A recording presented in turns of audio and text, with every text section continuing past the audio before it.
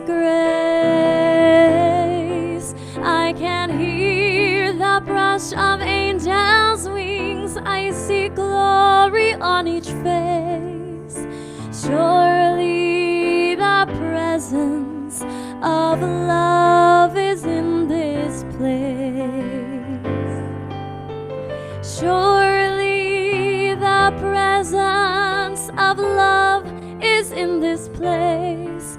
I can feel God's mighty power and God's grace. I can hear the brush of angels' wings. I see glory on each face. Surely the presence of love is in this place.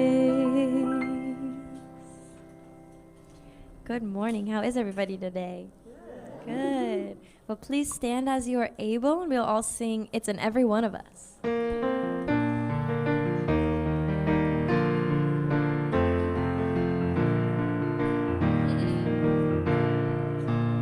It's in every one of us to be wise. Find your heart, open up both your eyes. We can all know everything without ever knowing why. It's in every one of us, by and by. One more time. It's in every one of us to be wise. Find your heart, open up both your eyes. We can all know everything without ever knowing why. It's in every one of us, by and by. Thank you, Ireland and Ward. That is one of my faves. I have so many. Welcome to Unity Skagit Valley, whether you're here physically, online, or here spiritually and maybe watching later. We are delighted to have you. I am Beth, handy with Gould, and I'll be leading the service and introducing our fabulous guest speaker. So, am I on the right page? Yeah, no. All right, good morning. We welcome you and greet you in the warm and loving spirit of unity.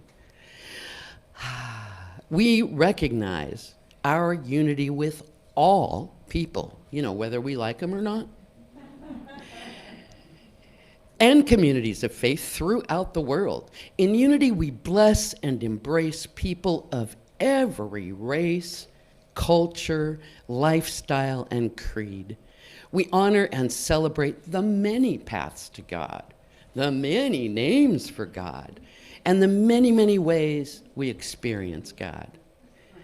We affirm, and I'll say it once and invite you to say it with me, there is only one presence and one power active in your life and mine, God, the good, omnipotent. Let's do it together. There is only one presence and one power active in your life and mine, God, the good, omnipotent.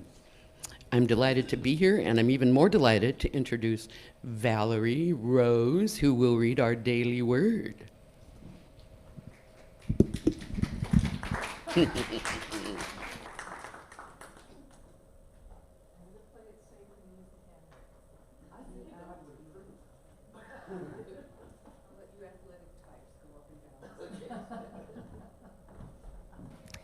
Good morning and blessings. It's a blessing to be in the presence of all these radiant beings.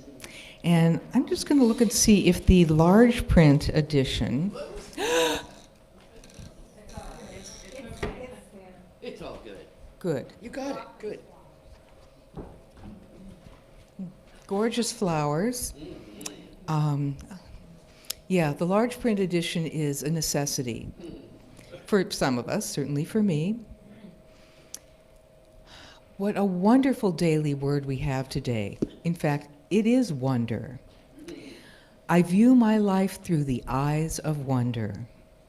I feel inspired watching a young child discovering new things, eyes wide open with awe and wonder. Even the smallest experiences, feeling the tickle of a butterfly on the skin or blowing the seeds of a dandelion, are a marvel and a joy. I think of this when disappointing life experiences chip away at my sense of awe and appreciation. Today I let go of disillusionment and open my heart and eyes to once again live in wonder. As I view life anew, I renew my belief in the goodness of life and of all people. I open myself to unexpected treasures happening all around me each day. Wonder is a precious gift, one I use to appreciate the marvels unfolding before me.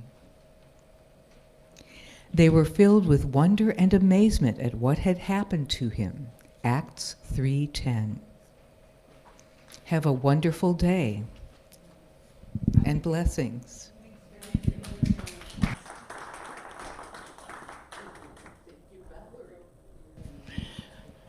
Well read.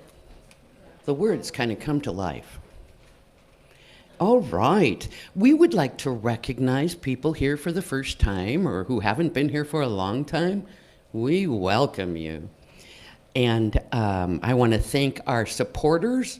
We have Ellen in the tech booth. Wait, I forgot your name. Andrew. I know Andrew. And I said Ellen, yeah, so we have Andrew. They're doing the magic stuff that makes it all work online and control the technology in the room. And then we have the amazing Ward McCary on keyboard. Oh. And the lovely and talented, soon-to-be famous Ireland Woods. And I will introduce our guest speaker in a few minutes. We are so grateful to have you. Oh. Our prayer ministries are active, and we are delighted to get any prayer, whether it's from help me find my wallet to I've just been diagnosed with something dire, or someone else I love, or help my neighbors be a little less annoying, whatever it might be. So we will pray with you for a month, and then the request is sent to Silent Unity in Missouri, where the light has been burning for over 150 years, and they will pray on it for another month. And if you want to submit again, fine, we are open, prayer works. Okay, oh yes, where to put them. So if you're in the room, write them on the slip in the prayer box over by the, I don't know what we call that, the buffet, the information table. And if you're online or just wish to submit online, go to unitysv.org, which is Unity Skagit Valley, of course, and send them in, and there's a big prayer request button, and just send them in and they'll be taken care of lovingly. All right, we are a busy little church these days. We have a lot going on. Upcoming events are on the back of your bulletin. And I'll be leading the Unity Basics and Beginnings. Well, drumming first is, well, what can I say? It's awesome. It's so uplifting, and you kind of get up and drum and chant. And even if you've never done it before, we'll go easy on you. Please come. And then I'm not supposed to announce too much, but I'm leading Unity Basics and Beginnings, so I get to say something. Even if you've been coming to Unity forever, or years, or whatever it may be, I invite you to come, because there's a lot of fundamental information that really helps a lot of the ideas coming from the Sunday service get integrated. So, and it's a lot of fun, especially when we have newbies there, because they ask really interesting questions and we get rich conversations going. Enough about that. All right. So we've been collecting booklets. Unity Worldwide sends us booklets periodically. And from the beginning of COVID, we've been getting them. So on the table over there are a variety. So we invite you, please just take a bulletin. If you feel like contributing money for it, that's fine. If not, no worries. And this will be more meaningful after Annie speaks, but she has a new book out. She's written previously, that's what I thought. This is called What I Learned While Falling. Isn't that a great title? So it's new, it's probably lovely. I am looking forward to reading it, just learned of it today. It's called Finding Spiritual Ground When You Stop Believing. Brilliant. So then, this is Potluck Sunday, the last Sunday of every month. Don't be shy about staying if you didn't bring anything. It's a unity thing. There always is enough. Betsy, please. I brought enough plums. Of course you do. Betsy's plum tree is abundant, and they're good. Okay, so after the service, we have the potluck. So the way to do this is at the end of the service, pick up everything from your area, your chair, and then we move this bank of chairs to be stacked up on the wall, bring out the tables, and this bank of chairs gets put around the tables for seating. It's a kick. You got to do it.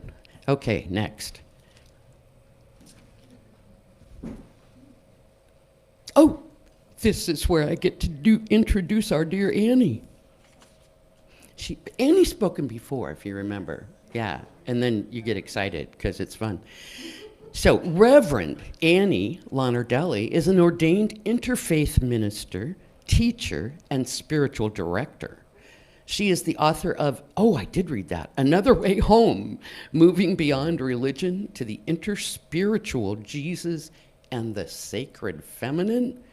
And I would just add that the sacred feminine is even in you guys, men. And it's well worth investigating that so you can bring it to full power. Annie served as co-founder and spiritual leader of Unity Center of Peace in Bothell. She's and currently serves as a visiting minister. Excuse me, my mouth is gone. Currently serves as a visiting minister and teacher for Unity churches in our region. And I believe you're going to be happy to talk with people afterward. Yeah, of course. I know you. Okay. All right. So. Thank you, guys. Thank you, guys.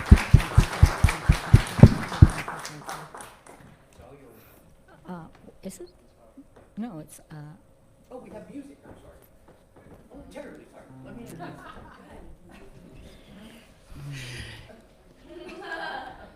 So this is our time to prepare for meditation with some lovely heart-opening music.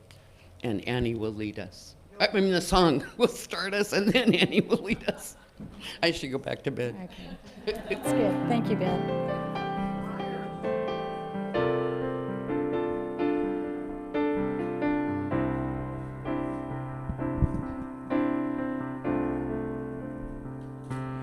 I send my love over the mountains. I send my love over the sea. I send my love into the heavens, and it returns to me. I send my joy over the mountains. I send my joy over the sea. I send my joy into the heavens, and it returns to me. I send my power over the mountains. I send my power over the sea. I send my power into the heavens, and it returns to me. I send my love over the mountains. I send my love over the sea. I send my love into the heavens, and it returns to me.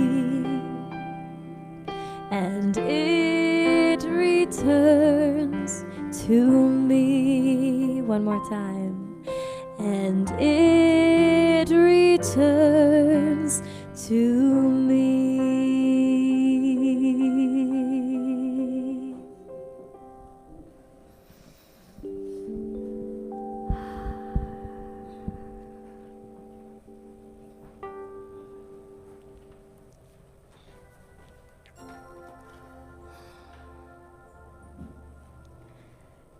Dear friends, I'd like to share a little meditation practice this morning with you that might be useful to you as you go forward. It's a little practice that you can do just when you have a few minutes, a little time, or an extended practice. It comes to us from the Buddhist tradition. You might be familiar with it. It's called Blue Sky, Clear Mind. So if you would, please, just get comfortable and relax.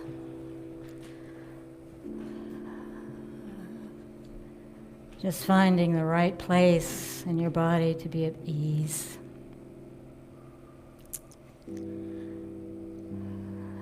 A gentle, deep, relaxing breath. One or two.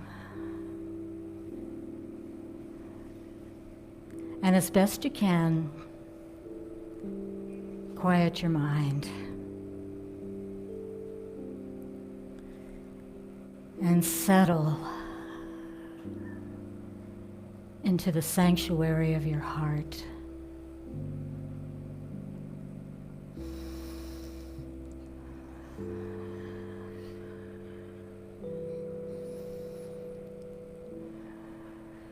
And in this quiet, sacred space,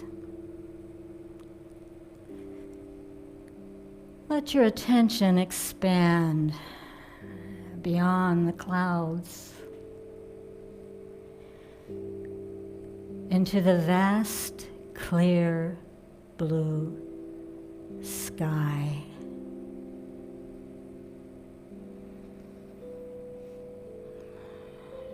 As you were breathing in clear, fresh, clean air,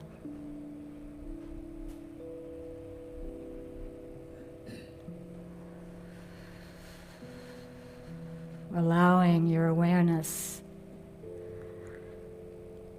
of clear blue sky to be the boundless space where thoughts and concerns fly by like clouds.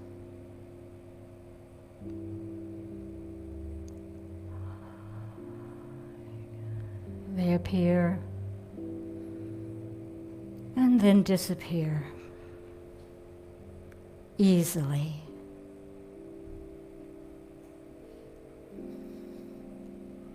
And the mind can rest in the vast, peaceful awareness itself.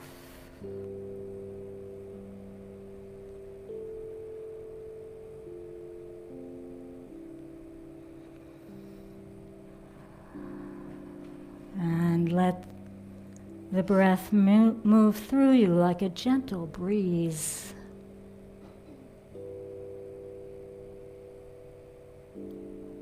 Rest in the openness.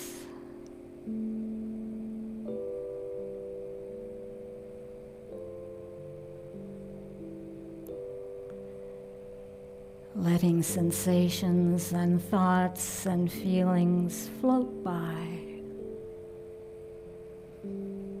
changing like clouds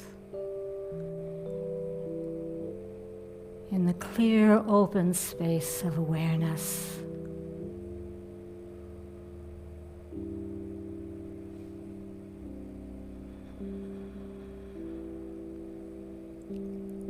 As we breathe in clear blue sky.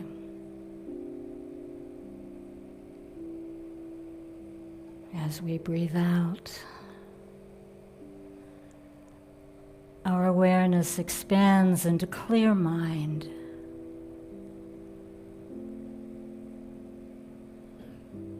Blue sky. Clear mind.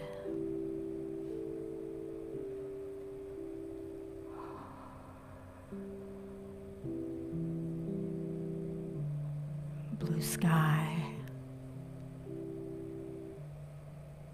Clear mind.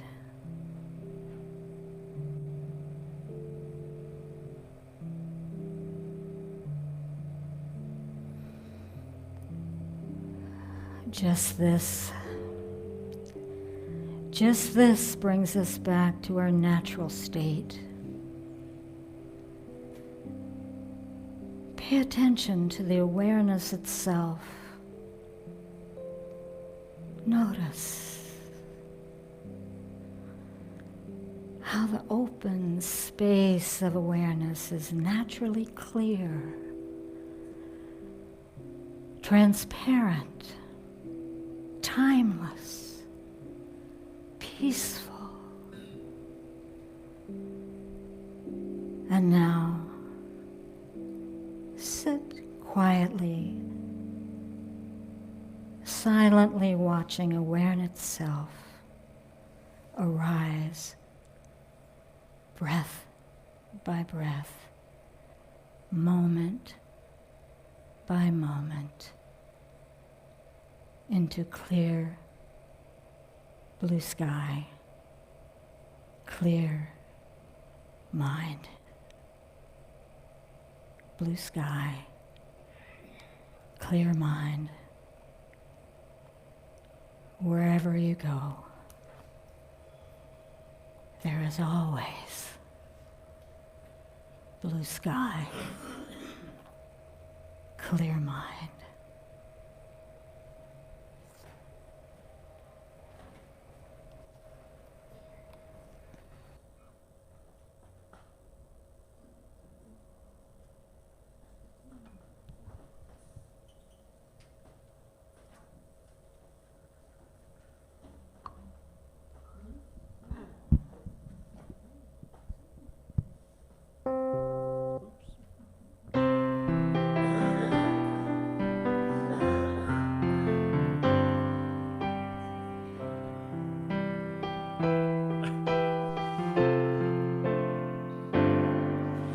I see trees of green, red roses too. I see them bloom for me and you, and I think to myself, what a wonderful world.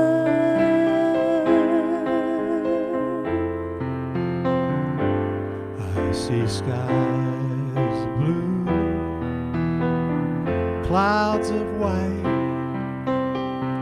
bright blessed days, dark sacred nights, and I think to myself,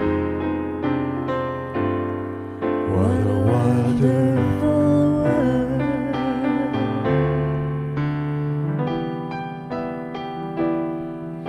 The colors of the rainbow, so pretty in the sky, are also on the faces of people passing by. I see friends shaking hands, saying, "How do you do?" They're really saying, "I love you." I hear babies cry, I watch them grow. They'll learn much more than I'll ever know. And I think to myself, what a wonderful world.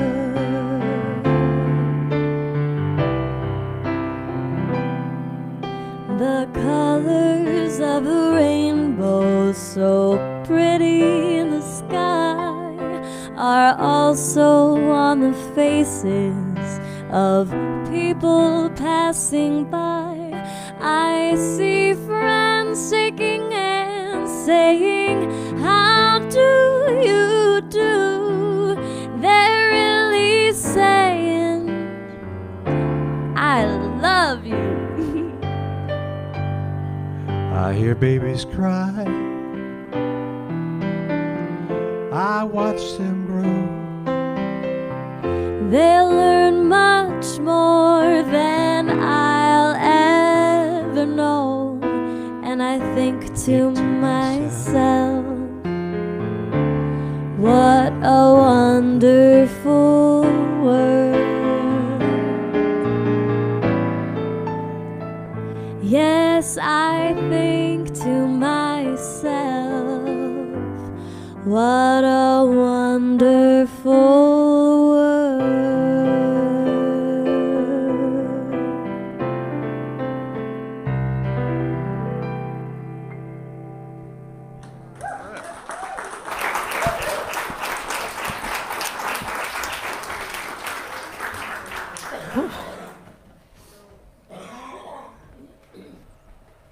Thank you.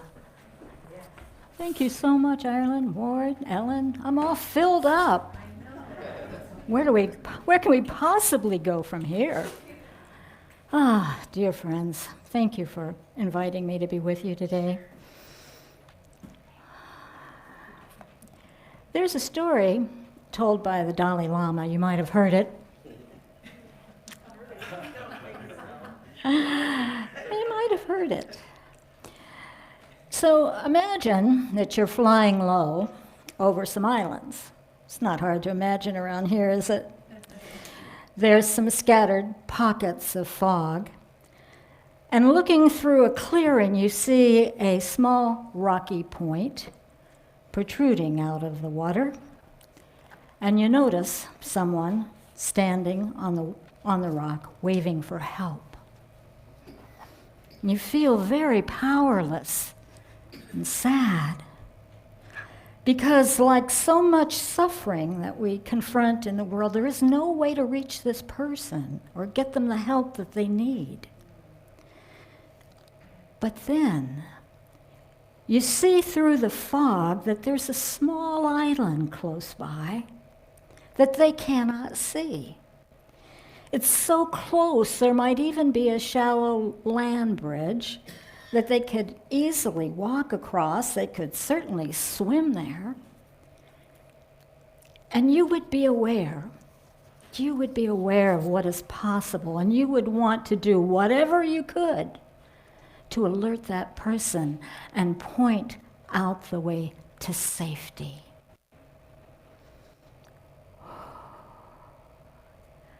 When I heard this story, I could feel a sense of urgency arise in me. Did you? Didn't you want to shout and point and send a flare, to do whatever you could to help them see their way to safety? And haven't you at some time seen what is possible for someone, the greater good for someone, and you wanted it in such a way that you felt it? Yes, with a kind of longing that actually aches. This, my friends, is one way that compassion expresses itself in us as the heart aches for what the mind sees, that there's a possibility of a shift of perspective that would allow us to see the way to avoid unnecessary suffering. When with just a different point of view, a different action, we would be free from our limited perspective, free from our belief that there's no other way, free from the belief that we are stuck, free from believing that we can't get through this challenge, free from a belief that there isn't someone out there that cares and cares very deeply.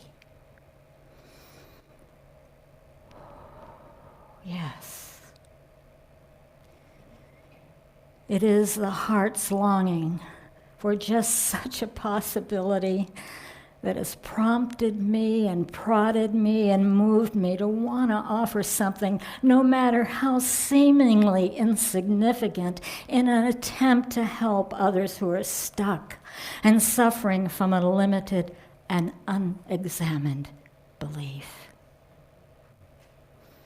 Yeah, I know you're in this with me. This is what we all want. It's what I wanted to do to keep the conversation alive about this belief-making process. That was the intention behind this project, this book, What I Learned While Falling, Finding Spiritual Ground When You Stop Believing.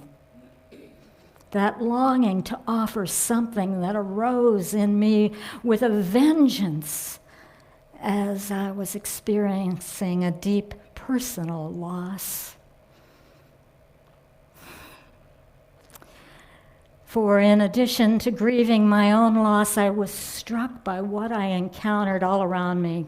And I'd known it before, of course, but I hadn't felt it with that kind of urgency. It was heartbreaking. I saw people walking around relatively healthy, but miserable. Some were angry over some new or old grievance, someone smoldering in irritation over a thoughtless comment, some striving to be more spiritual. Let's see how more spiritual we can be, right? Shaming ourselves for not being more enlightened. Someone in a fury over being cut off in traffic. Feelings are hurt.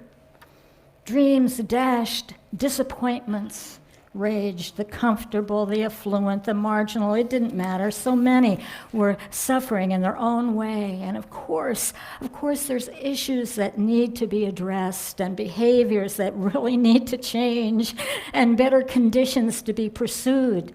All voices need to be raised to address these legitimate concerns. And yet, there's a lot of unnecessary suffering caused by some unexamined belief. Some belief about how things should be. Beliefs about ourselves, beliefs about others. It seemed that everywhere there were people stuck on some rock somewhere, nearly drowning. If you think that compassion is simply a sweet, gentle, weak, sentimental emotion that arises in the mushy part of the human heart, You have not known the unremitting ache that compassion generates when we confront the possibility that we could do better. And you want it. You want it with all your heart, what is possible for the well-being of others. Not just in some altruistic way, although that's fine too, but because when people are healthy and happy, it makes a difference for you and for me and for everyone, for a better world, for our children, for our grandchildren, for our planet. Yeah. Another way that compassion works in us is it turns us towards compassionate inquiry. What's the problem here? What's going on? What's the root cause? What's the source of so much suffering? At the core of so much pain, of so much suffering, of so many problems is some messy, pesky belief that has its hold on us.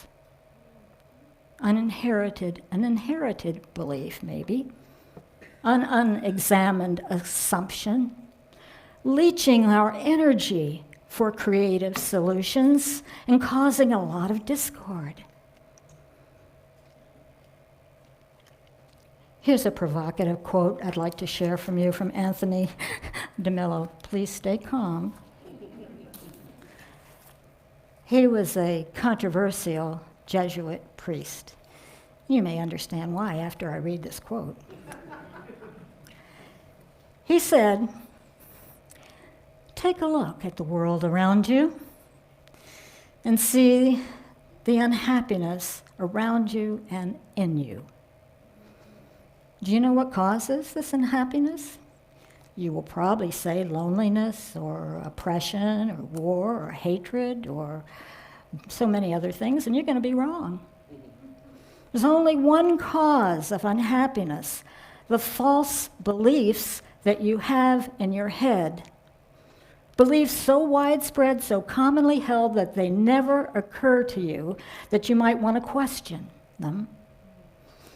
And because of these false beliefs, you see the world and yourself in a distorted way." Wow.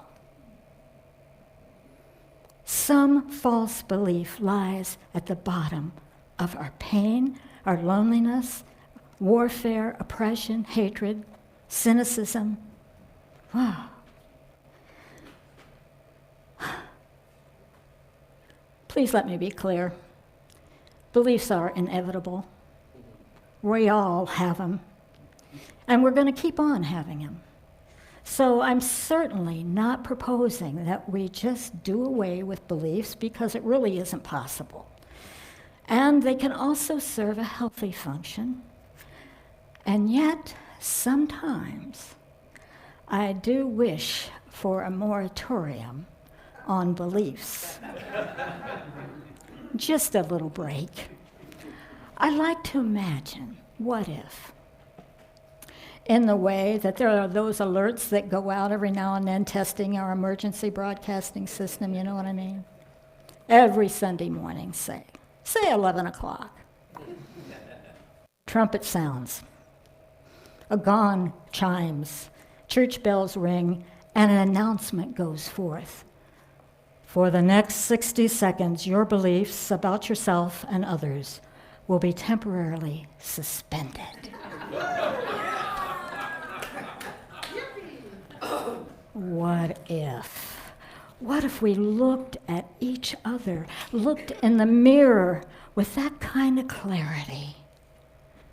I imagine, what if we could stop believing that we're different affiliations, political or otherwise? What if we could appreciate our differences instead of believing them?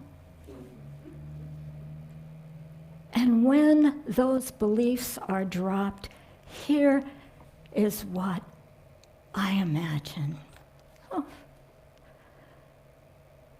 there is so much love.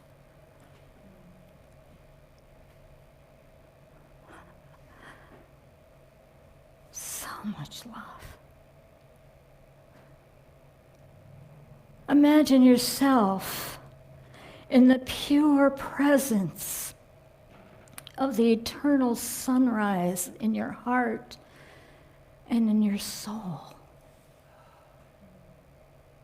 So much love.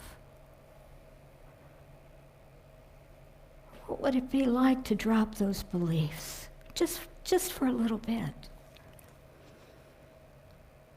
I asked that question recently at a retreat I was leading, and someone answered, it would be freedom. There may come a time when what you believe no longer rings true. And rather than grieve that loss, it's a time to celebrate the possibility of a new beginning. And yet so much of our cultural thinking is that when you stop believing something, you're lost, right? That with the loss of a particular belief, you're truly lost. We're encouraged to keep believing. You have to just keep believing, despite how you feel, but despite the facts before us. That's not necessarily so that we're lost. We may just need a new belief or orient ourselves to a new way of believing. You see, a belief is something that we take to be true, although beliefs are just thoughts. They are supercharged thoughts for sure, because we give them the energy of our attention. But they're the primary important filters of our lives. A belief is more about believing than that a particular thing is true. Because beliefs influence so many different aspects of our lives and our experience of reality, it's important to really consider and explore our beliefs. We're very good. We're excellent. We excel at latching on to a belief, but we're not as good as determining that a belief is true. I love to tell the story, or just about anywhere. I tell it in my book too. But to anyone who might listen, and here you are, about an incident I had in college. I was one of those students that every professor just loves. As this young person, I really didn't need the benefit of their wisdom.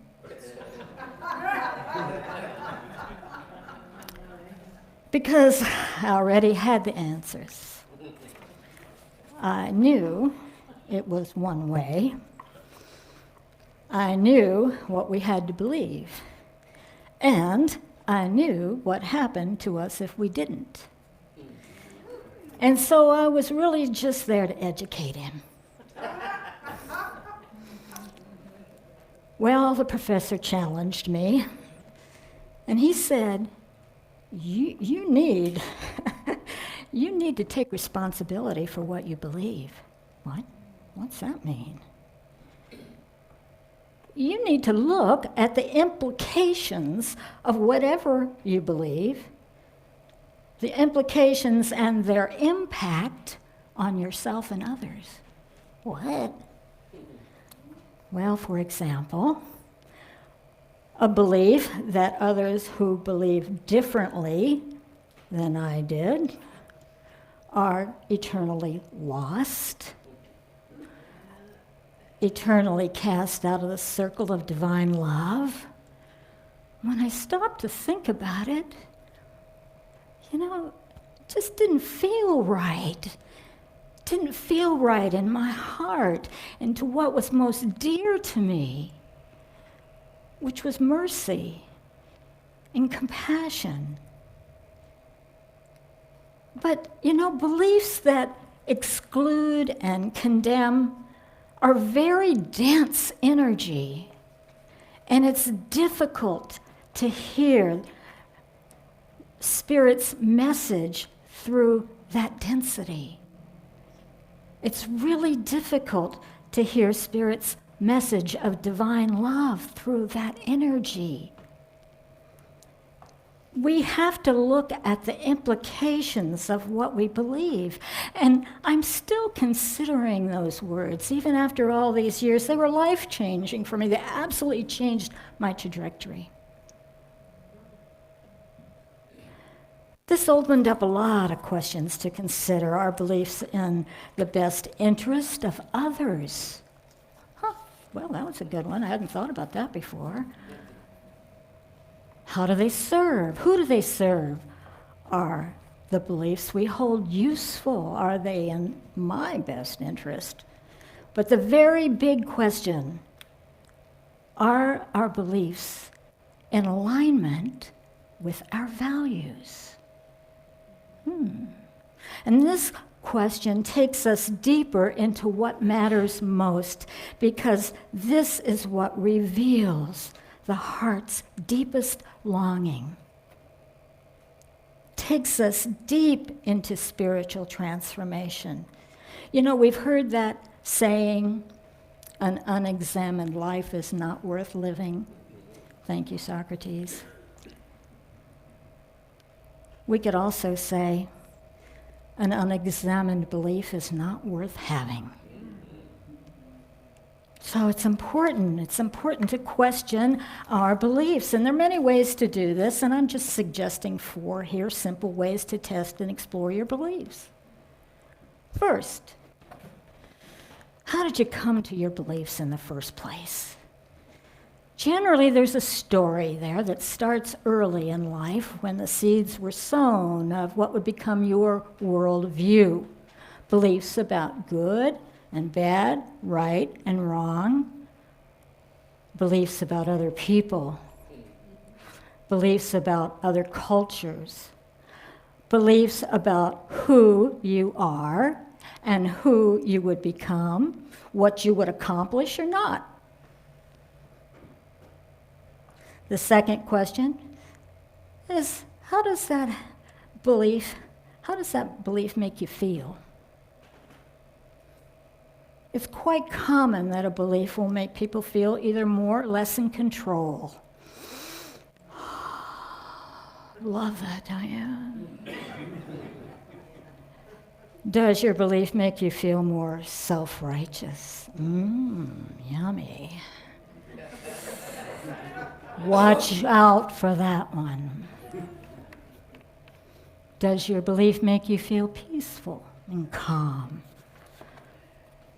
Do your beliefs make you feel fearful, suspicious, cynical? Do they inspire you or depress you?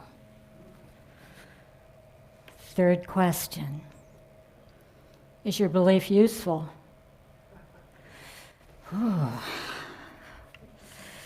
If we ask our beliefs about their usefulness, we find out if they motivate us or they limit us. Sometimes our beliefs are about our limitations, our deficits.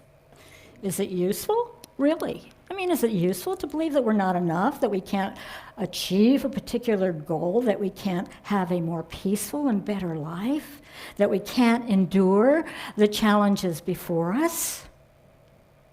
How useful is that belief? The fourth question is, what are the implications of our beliefs? And this is the question that tests our beliefs and their integrity. For example, do your beliefs justify behaviors that aren't in alignment with your values?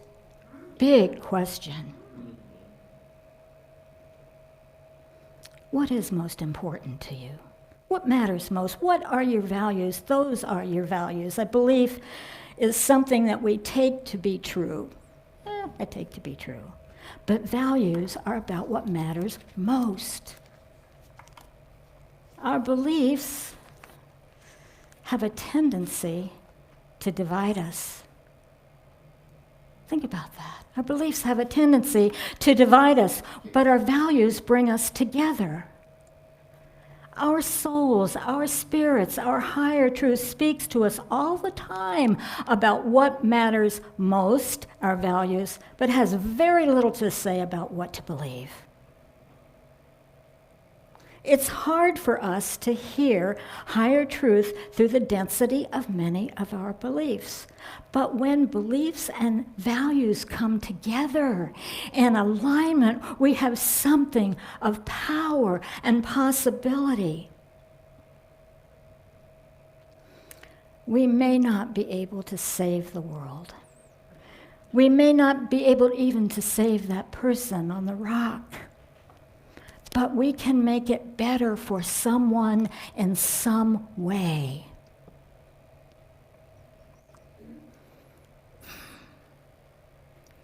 Why is it so difficult? Why is it so difficult to challenge our beliefs when not rethinking them has such dire consequences? We can see it everywhere.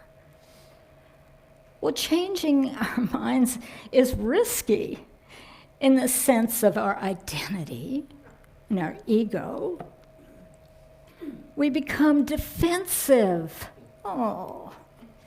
When our beliefs are questioned. Makes us feel threatened and then more entrenched as we defend them. Just recognizes this is what happens. This is how the dynamic works. But getting to the truth of something doesn't have to be so personal. It's really dangerous when we make our beliefs our identity. Someone once said that change your mind is the best evidence that you have one.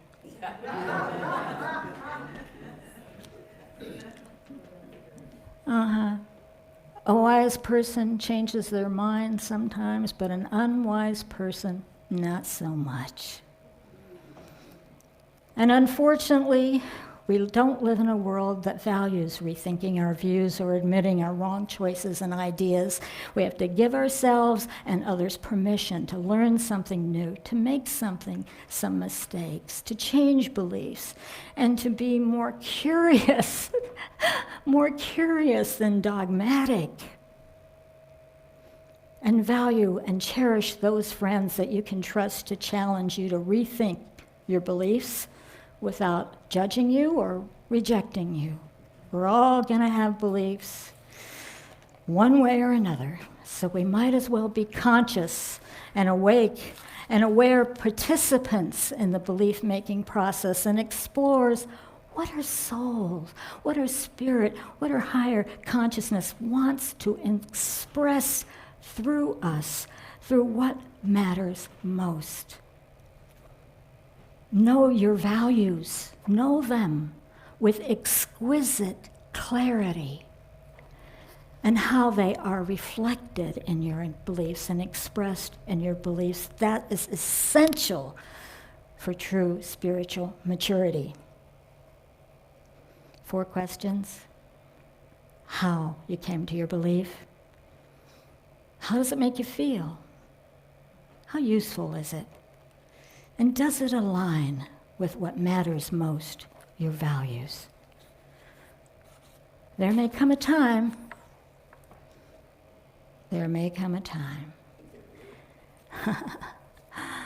when what you believe no longer rings true. But rather than grieve that loss, it's a time to be open, celebrate a new beginning, a new belief.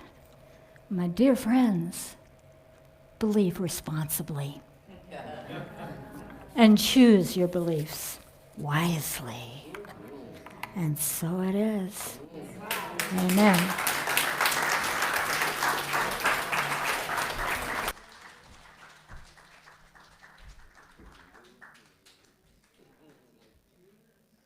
Oh, thank you, Annie.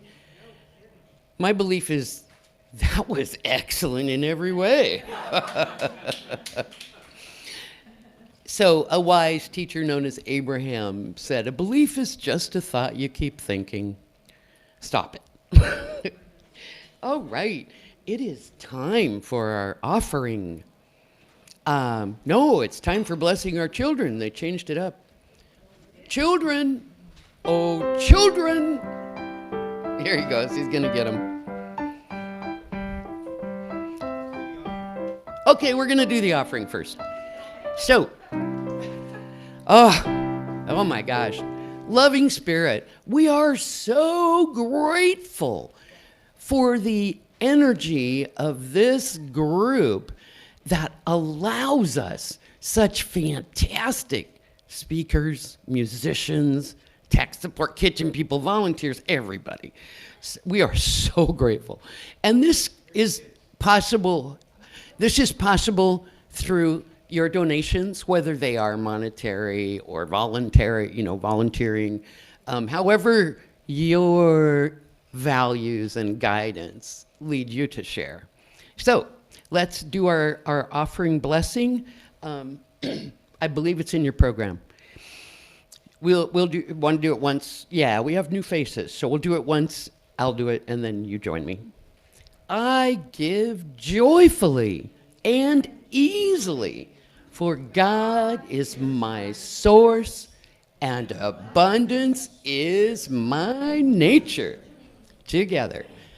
I give joyfully and easily, for God is my source, and abundance is my nature, and I cannot outgive God. Children, the hope of the future.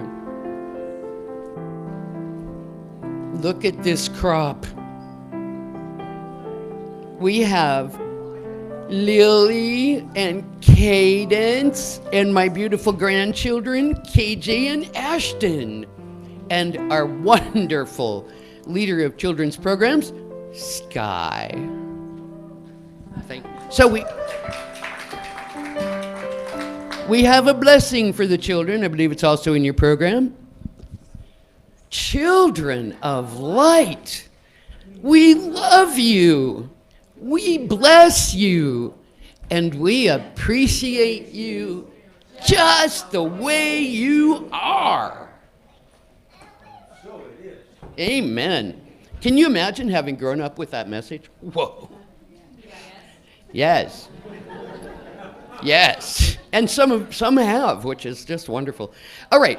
So one more reminder, and then we'll close out. When you get up, take your stuff. These chairs get stacked over there. You're welcome to help. These chairs kind of get pushed over. The tables come out, and then those chairs go around the tables. Easy peasy. Please join us in the prayer for protection. Look at that. Here are the words.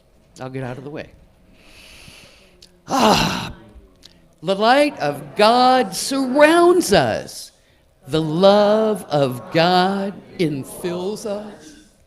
The power of God protects us. And the presence of God watches over us. Wherever we are, God is, and all is well. I invite you to join in a circle, holding hands, and we will sing our peace song.